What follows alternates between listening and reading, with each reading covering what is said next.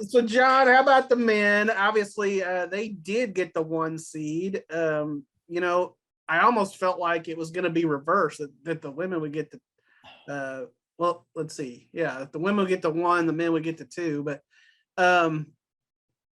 so they're in the East. They get to play in Fort Worth, which of course is really East. We love it.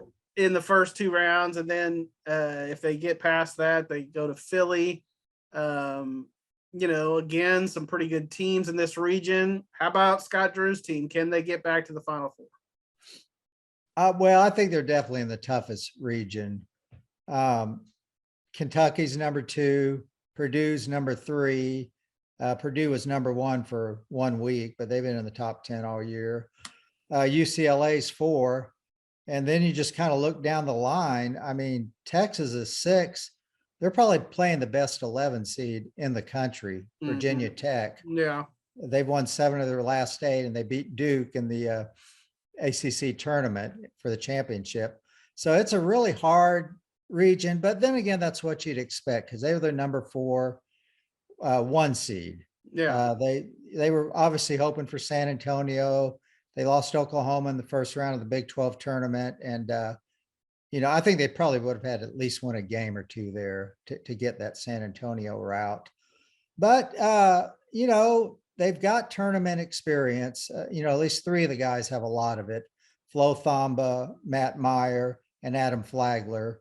They were all key players on last year's team. So that's going to help.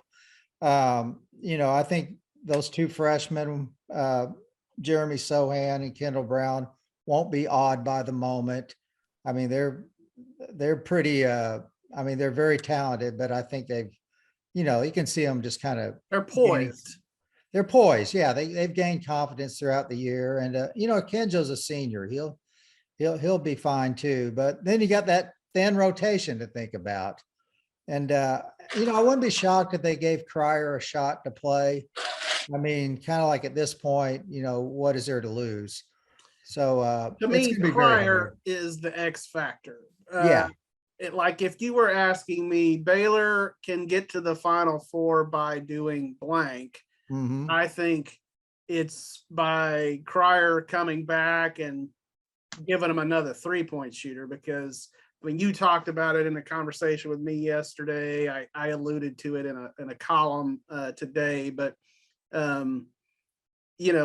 Flagler is a good percentage 3-point shooter, but beyond that, unless Cryer's playing, they don't have a lot of high percentage 3-point shooters. I mean, Brown, Sohan, Akinjo's hitting like 29%. So yeah, that's a big difference from last year, as we well remember.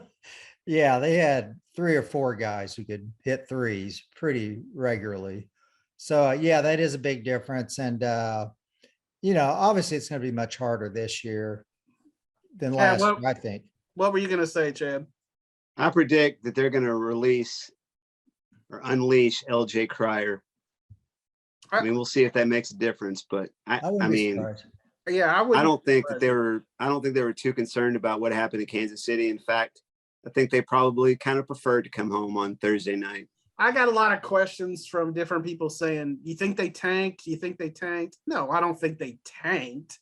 But did they, mind a couple extra days of rest? Sure. I mean, obviously they would like, some extra rest. So, but no, I don't think Baylor went out and tried to lose on purpose. But. Well, there's a difference between tanking and resting guys and experimenting, Yeah, that's true.